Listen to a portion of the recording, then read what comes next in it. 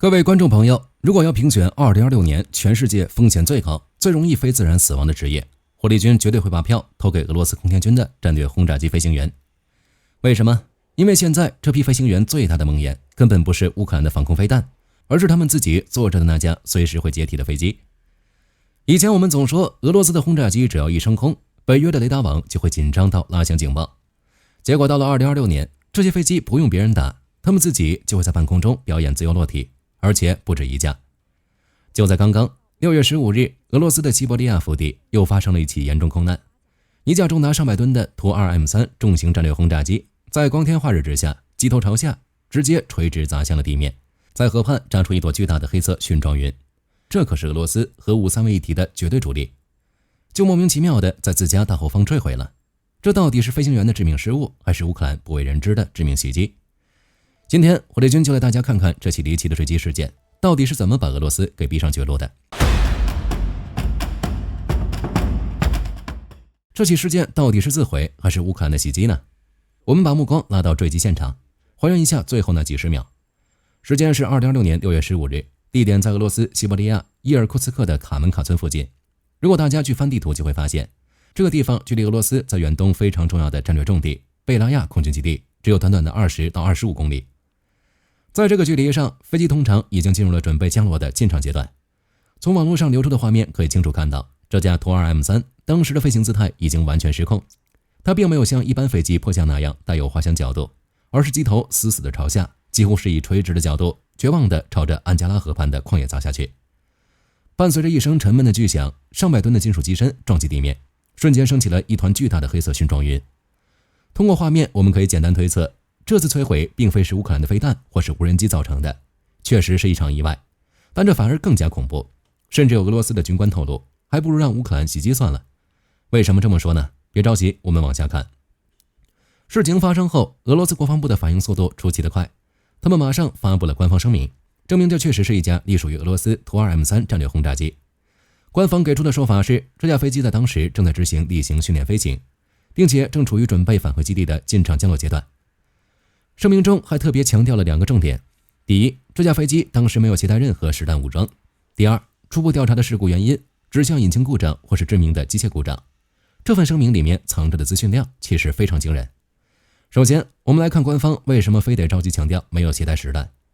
圖 2M3 可不是什麼掛着幾百公斤小炸彈的普通戰機，它平時出任務機腹或機翼下掛載的通常是重達將近6噸的 Kh-2 或 Kh-32重型反艦飛彈。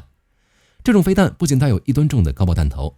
更恐怖的是它使用的是劇毒且极度易燃的液體燃料。如果這架图 2M3 当時是全副武装的狀態砸向地面，飛彈燃料殉爆產生巨大破壞力和有毒氣體污染，足以把幾公里外的卡門卡村直接從地圖上抹掉。官方着急澄清沒有帶彈，就是為了壓住國內對自家轟炸機可能炸死自己人的恐慌。接着我們來拆解最核心的致命傷：引擎故障。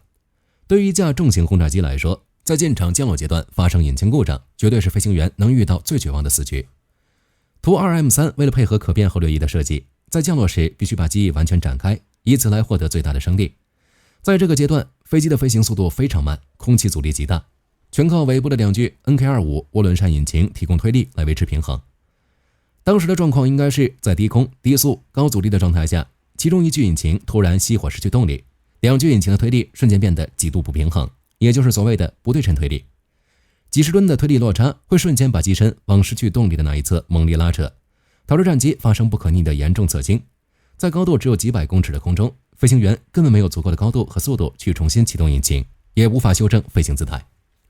戰機就會像被折斷翅膀的巨鳥，直接陷入平直螺旋，最後機頭朝下垂直墜毀。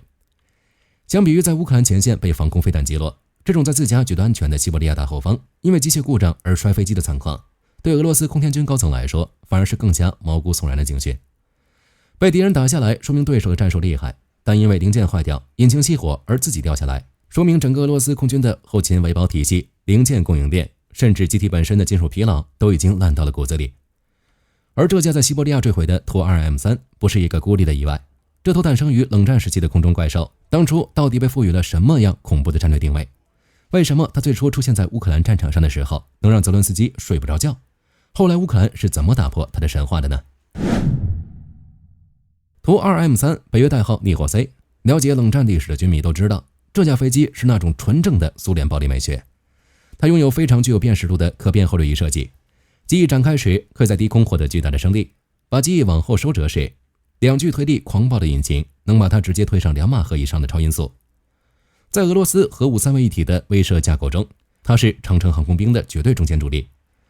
但是這頭原本設計用來和北約打全面核戰的空中怪獸，到了烏克蘭戰場上卻搖身一變，成了專門轟炸平民與癱瘓基礎建設。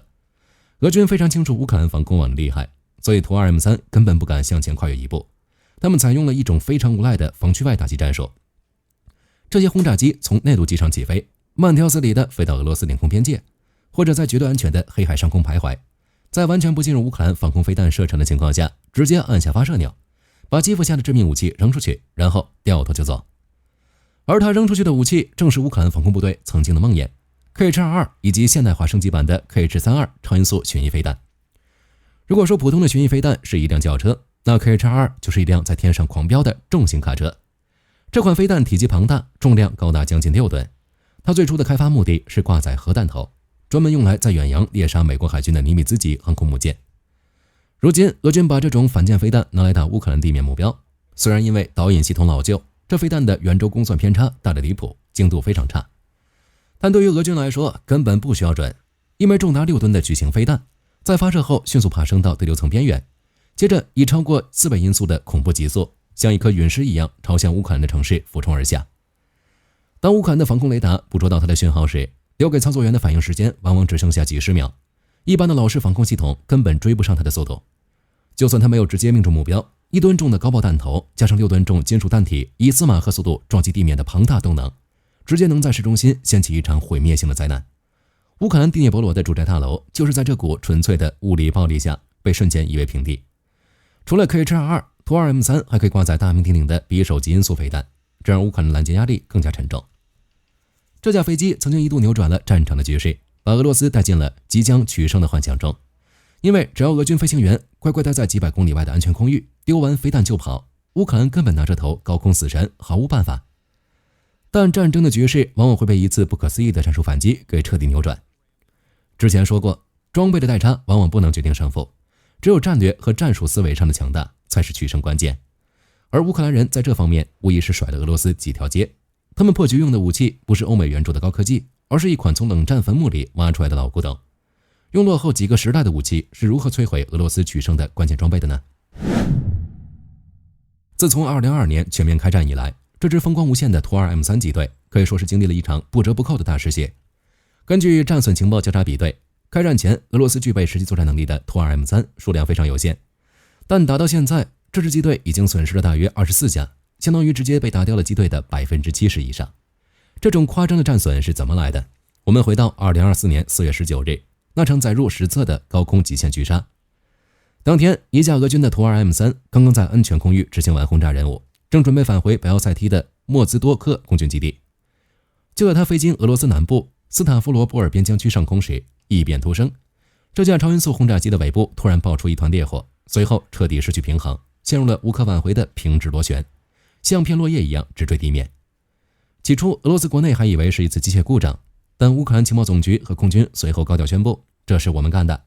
而他們用來完成這次驚天爆頭的武器，竟然是蘇聯在1960年代研發的老式長程防空飛彈 S-200。很多人不理解，一款半個世紀前的老式防空飛彈，怎麼可能打得下躲在300公里外的超音速轟炸機？這就要說到烏克蘭防空部隊在北約技術協助下玩出的一套魔改高空拋物線戰術。S-200這款飛彈非常誇張，它的長度達到了驚人的 10.6 公尺，幾乎就像是一個會飛的電線桿。為了讓這根沉重的電線桿打得更遠，烏軍徹底重寫了它的攔截邏輯。當雷達在300公里外鎖定圖 2M3 時，烏軍發射 S-200，飛彈底部的4具固態助推火箭瞬間點火，飛彈並沒有直接飛向目標，而是朝着空氣稀薄的平流層爬升，在超過2萬公尺的高空中，空氣阻力趨近於0。這枚換裝了北約現代雷達巡標器的老古董，就像一枚彈道飛彈一樣，在平流層安靜地進行長距離滑翔。當他來到圖 2M3 的頭頂上方時，現代化的巡標器死死咬住了轟炸機的龐大熱源，接着以超過音速的狂暴姿態從天而降，直接砸向俄軍轟炸機。對於圖 2M3 的飛行員來說，他們機上的雷達告警接收器往往只能偵測來自下方或水平方向的威脅，面對這種從平流層垂直灌頂砸下來的攻擊，他們根本毫無防備。隨着一聲悶響，勁爆引信觸發，S-200破片直接將轟炸機的尾部撕成碎片。距離烏克蘭邊境整整308公里，這不僅打破了防空飛彈攔截距離的物理常識，更在所有俄軍轟炸機飛行員的心裡種下了揮之不去的恐懼。既然高空不再安全，那停在地面上總行了吧？事實證明，烏克蘭對這批戰略轟炸機的追殺根本沒有底線。早在2023年8月，烏克蘭的無人機就成功突破了俄羅斯的縱深防線，在索利奇2空軍基地引爆，一架停在停機坪上的图 2M3 直接被燒成廢鐵，另外2架嚴重受損。而到了2025年6月，烏克蘭情報局更發動了代號“蛛網行動”的大規模突襲。烏克蘭特戰人員和自殺式短程無人機像幽靈一樣滲透進俄羅斯腹地，對包括這次發生墜機事件的貝拉亞在內的多個戰略轟炸機基地展開了同步打擊。這場行動再次在地面上摧毀了4架，擊傷了2架图 2M3。從高空的極限飛彈狙殺到地面停機坪的無人機點名，烏克蘭正在用盡一切手段對俄羅斯這支引以為傲的戰略機隊進行殘酷的放血。那麼在戰損如此慘重，飛機又頻繁因為機械故障墜毀的夾擊下，這支機隊還能撐多久？西伯利亞上空接二連三的墜擊魔咒究竟代表了什麼？我們把視線拉回這次墜機的發生地——西伯利亞腹地的伊爾庫茨克。如果仔細去翻這幾年的航空事故記錄，你會發現一個讓人毛骨悚然的巧合：這次6月15的墜機絕對不是單一的偶然事件。在貝拉亞空軍基地周邊的這片空域，近年來簡直成了图 2M3 的百慕大。2024年8月掉了一架，2025年4月又掉了一架，現在2026年6月，在同樣的地方，一架機頭朝下垂直砸在安加拉河畔。短短2年多的時間，同一個機型在同一個防區密集發生非戰鬥墜毀事故，這已經不是什麼飛行員操作不當可以解釋的了。這背後隱藏的是俄羅斯航空工業體系正在面臨一場深不見底的災難。大家要知道，這批图 2M3 的平均機齡早就超過了30年，全部是蘇聯時代留下的老古董。在開戰前，他們原本只需要在紅場閱兵時飛一飛，或者偶爾去北約邊境繞個圈。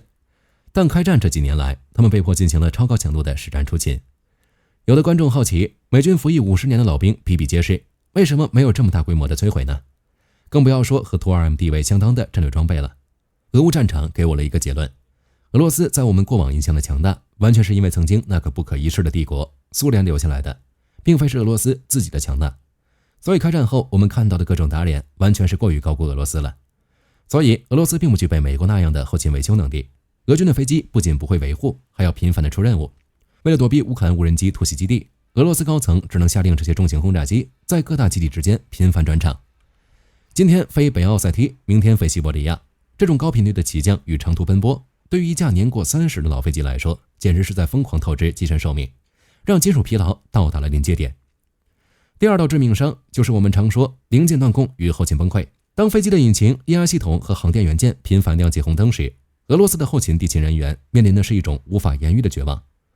在全面制裁的背景下，高精度的感測器、特種密封膠圈，甚至是某些高階的轴承零件，早就被徹底切斷了來源。在西伯利亞寒天地凍的機庫裡，幾十地勤技師对着一架液壓系統漏油、重達上百噸的轟炸機束手無策，因為庫房裡根本沒有備用零件。指揮官為了讓這架飛機明天能掛着飛彈去轟炸烏克蘭，只能下達一個最無奈的命令：去隔壁機棚把另一架報廢的轟炸機拆了，拔掉這架的液壓管，再到另一架身上，拆了这架的雷達模組，拼到那架的鼻子裡。這種拆東牆補西牆的維修法，在短期內確實能勉強維持賬面上的出勤率，但長期下來，整支機隊的妥善率會陷入可怕的惡性循環。飛機的內部系統變得極度不穩定，誰也不知道今天飛上天是不是那個拼湊過來的引擎阀門會突然卡死。這也是為什麼西伯利亞上空會頻頻上演機械故障、垂直墜毀的慘劇。而這是一個讓普丁無能為力的現實。這批圖 2M3 是不可再生的絕版遺產。負責生產這頭怪獸的喀山航空制造廠，早在1993年就已經徹底關閉了图 2M3 的生產線。當時的圖紙封存了，模具報廢了。當年懂這門手藝的老工程師，不是退休就是已經離世。以目前俄羅斯被戰爭拖垮的軍工產能，要他們重新拉起一條超音速戰略轟炸機的生產線，在工業和經濟上根本不可能。經過這幾年在戰場的折損和自身的頻頻墜毀，北約情報界估算，目前俄羅斯真正還飛得起來的图 2M3 可能已經剩下不到50架。能飛還不代表能用，能夠產生實際威懾的只會更少。戰場上摔掉一架，機庫裡就永遠少一架。俄羅斯空天軍的武庫裡不僅得不到任何新機補充，剩下的這些老將也只能在缺乏零件和嚴重老化的陰影下，一次次硬着頭皮飛向天空，赌自己的引擎今天不會在半空中熄火。图 2M3 這幾年的連環隕落，對俄羅斯來說，失去的絕对不僅僅是幾架飞機而已。在戰術層面上，這支轟炸機隊的快速萎縮，讓俄羅斯在烏克蘭前線的防區外，常規打擊能力大幅縮水。隨着能飛的飛機越來越少，能扔向烏克蘭城市的 K-2 重型飛彈也就越來越少，烏克蘭防空網的壓力得到了實質性的喘息。